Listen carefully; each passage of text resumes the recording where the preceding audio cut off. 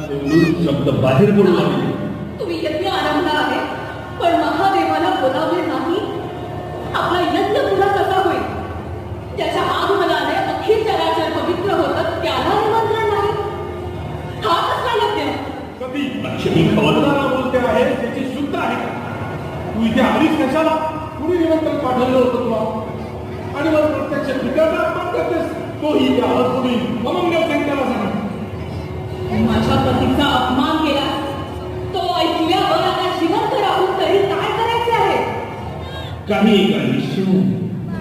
शहर तिने आपले शरीर दौलत्या द्वारांना समर्पित केले.